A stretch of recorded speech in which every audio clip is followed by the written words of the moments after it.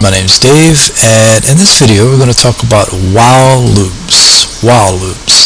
And like if statements, while loops execute if a condition is true.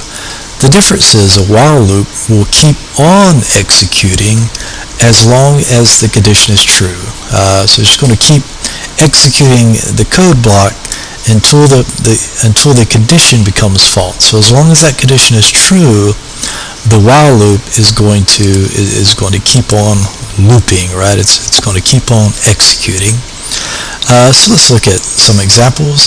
I have a variable called a loop count, and often when you're dealing with loops, you need to count the loops, right? So I've got a variable that holds an integer, call it loop count, right? Being descriptive with my variable name, right? I'm giving it a descriptive name, loop counts, clear what kind of data that holds. Okay, so to create a while loop, you can type in WH, right? WH, and you can see while is selected here in IntelliSense. And from here, tab, just tab. Tab will set up a stud, so while stud, right? Just kind of a skeleton default. And just like with the if statement within the parentheses, we put the conditional test. You can put any conditional test here. You can combine conditional tests with the and or operators, whichever you can use, the not operators if you need to. So you can put any kind of conditional test in these parentheses, just like you do with the if statement. And when you have it in here, you can hit enter, and it will take you into the curly brackets, right? So basically, while this condition is true, it's going to keep executing over and over again whatever code is in this code block. Whatever code is in this code block, this while code block, whatever code's in here, it's going to keep executing that over and over and over again as long as this condition is true. As long as that condition is true. As soon as that condition becomes false, then it's going to stop, right? So while it's raining, use an umbrella, right? While it's nice outside, walk the dog, right? As soon as it stops raining, then you stop using the umbrella. As soon as the weather turns bad, you stop walking the dog, right? Okay, so let's look at an example. I have a while loop here, and okay, the condition is true. I'm just putting the literal Boolean true in there. So obviously this condition is always going to be true. It's always going to be true. It's never not going to be true. True is always true. True will be true until the end of time, right? So this is always going to be true. So while true is true, and it's always going to be true, keep executing this code. So basically what I'm saying is execute this code for all eternity, right? Alright, so just while this is true, just keep executing this and then execute it forever, right? Execute this code forever and ever and ever. So let's look at this. We have only 2 lines in the while block. And the ++, remember that's the incremental operator, so just add 1. We've got a default value of 0, so we're just going to add 1. And we're just going to keep adding 1 every iteration, right? Every loop. Okay, so we have this variable loop count. It has a default value of 0, so we're just going to keep adding 1 to that, right? So the first iteration, this is going to be 0, and then 1, 2, 3, etc. And we're just going to write a line to the console. Actually, this is going to go to the output window. You should see the tab down here, output window. If you don't see it, you can go to debug, Windows output. Debug, Windows output. And this is Visual Studio 2010, so if you're using a later version, it may be a little different, but it's up there somewhere. So you can go to debug, Windows output if you don't see this output window.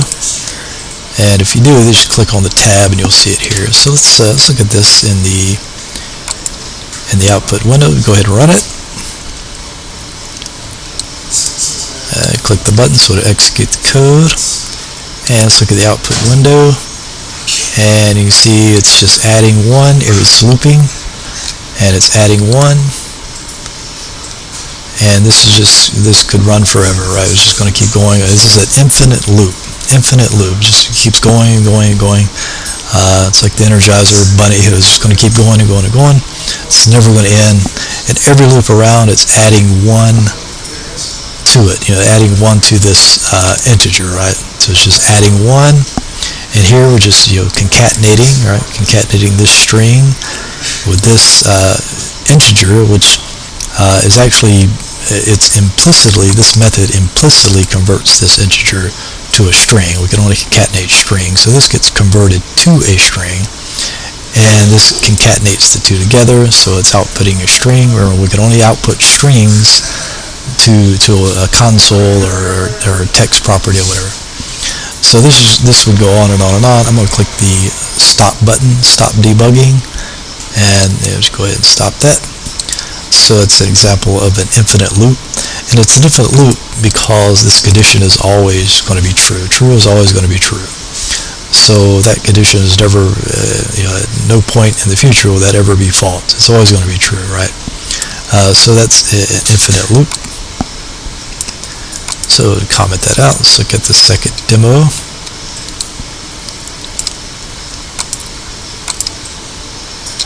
Okay, so one way that you could stop it, you could use this, and the one way to stop a loop is with a break statement.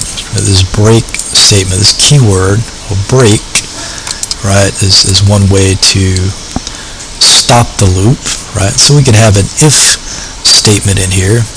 It says if the loop count is greater than or equal to 1,000. So if this ever equals 1,000 or it's ever greater than 1,000, then this condition is going to be true, so therefore the if block is going to execute, and it's going to execute this break statement, which breaks out of the loop. It just breaks out of the loop. So let's go ahead and see what happens this time.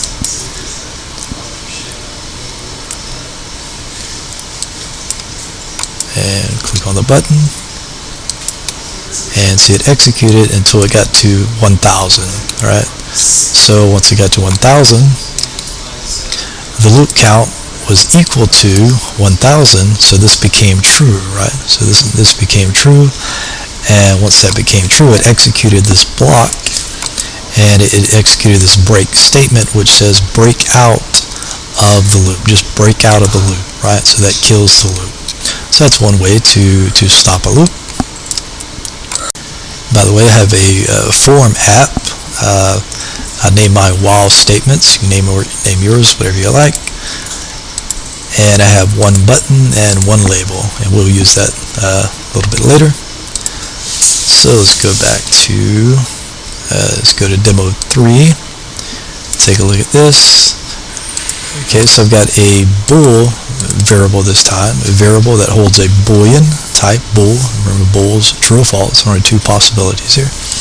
So the name of the identifier is nice weather, and I just assign it true initially. So initially it's going to be true, right?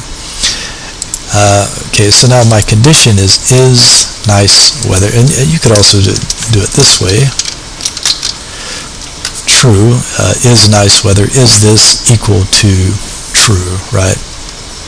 That would be a long way to do it.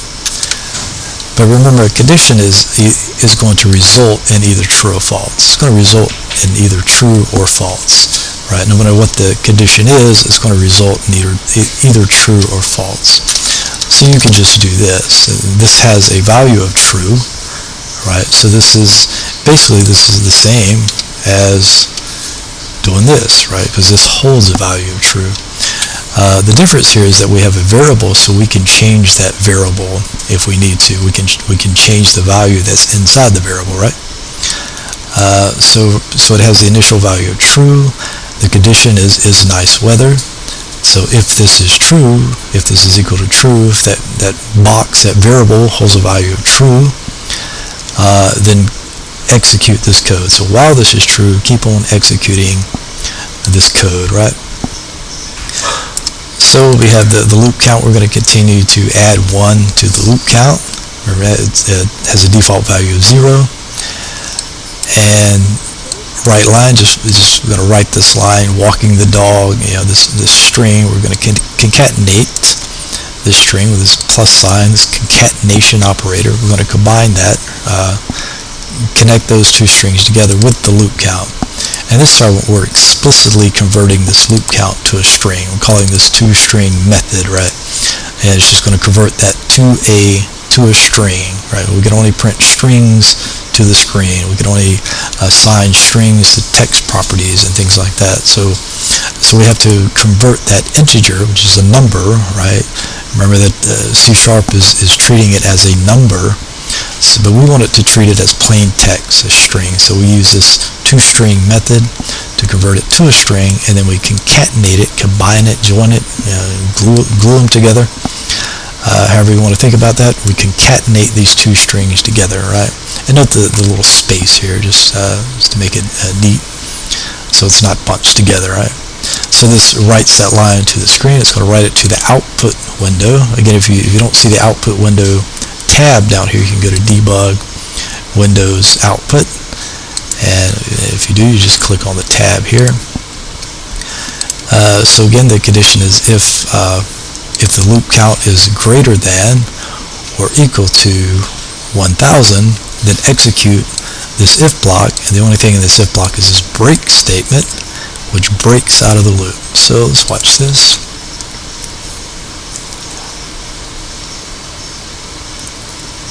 Okay, execute the code, and here we go. It's writing to the screen. It's just going to keep doing this until that condition, that if condition is true. When this becomes true, then it's going to execute this and execute that break statement, which will break out of the loop.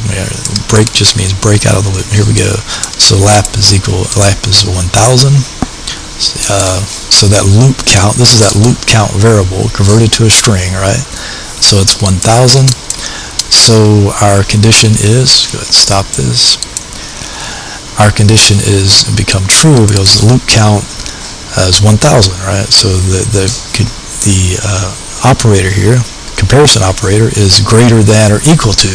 So if this is greater than or equal to 1000, then execute whatever's in this code, right? And what's in this code is that break statement that just says break out of the loop, right? Okay, in demo 4 we see it's another way to do basically the same thing. This time we're adding this, we're using the logical operator and the AND operator. So now we have two conditional tests. We're combining these two conditional tests. So we have one conditional test, but that one conditional test consists of two sub-conditional tests, right? So we're combining these conditional tests with the AND logical operator, right?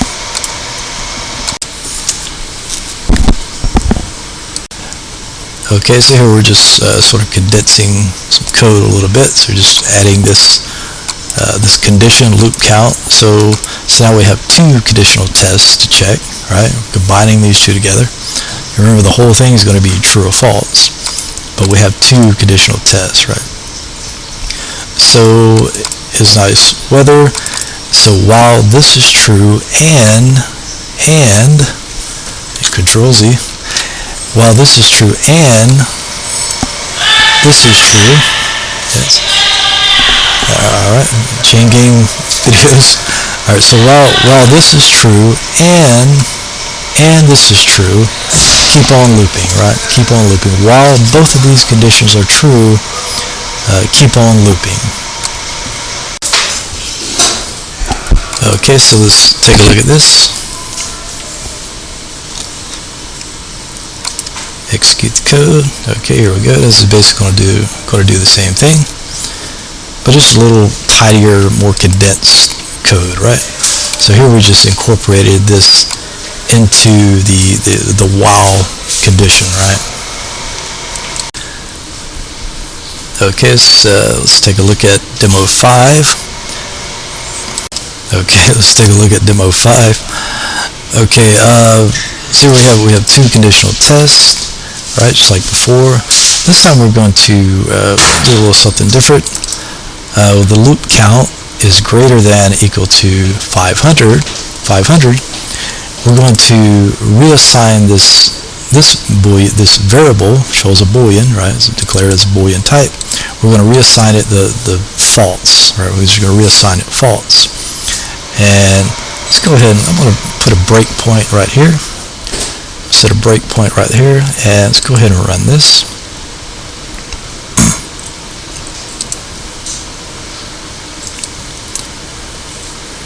Okay, so it made it to 500. So this is 500. So now this condition is true, right? 500 is indeed equal to 500. So and the condition is if 500 is greater than or equal to, right? Either one. In this case, it's equal to. So therefore, this is true. So now it's going to execute this, right? And it has a true value. Right now, this variable holds a true value. So let's execute this line.